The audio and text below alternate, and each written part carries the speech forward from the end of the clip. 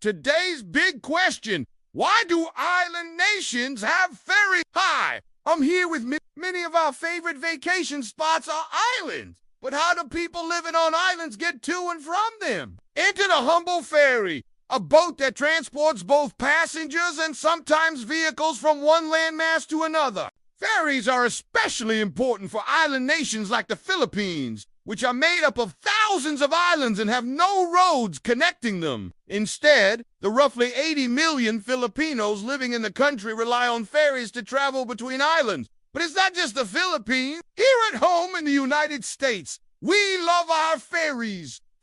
Washington State Ferry is the largest ferry system in the country and carries over 25 million passengers every year.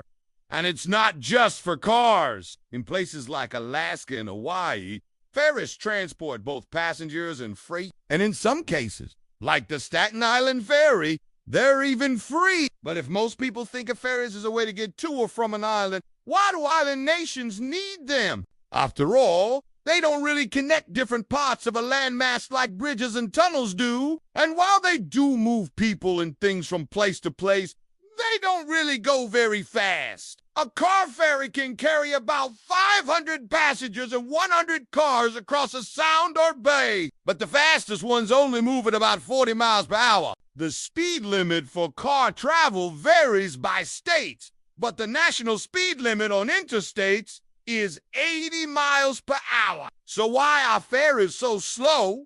Because they have to be. To move a large number of people and vehicles safely, ferries need to be large, which makes them slow. They also need to be big enough to not capsize in rough waters, which can be dangerous for both the passengers and the cargo. That's why ferries are wide and low to the water to keep their center of gravity low. And why do they have to be so wide? Because they usually have to account for more than just cars. Ferries often need to accommodate pedestrians, cyclists, and large trucks.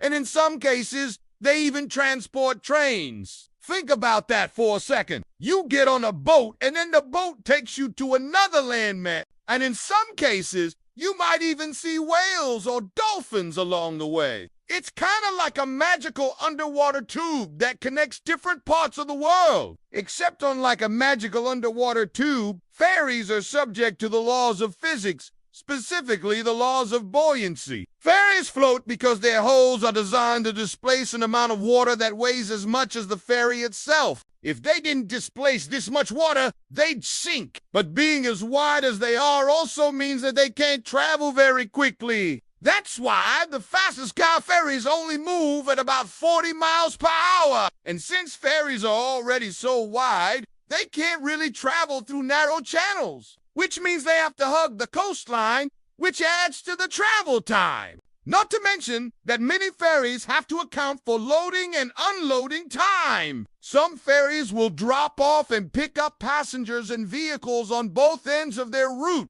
which adds to their travel time. All of this means that ferries are slow, but they're also safe. Since they're wide, stable, and usually carry a lot of people, they're not the best option for quick trips. But for longer journeys, they're a reliable, if somewhat nauseating, way to get from one place to another. Speaking of nausea, I've never been on a ferry before. Have you? Do you have any tips for surviving the journey? Please leave your thoughts below. I'll see you next time.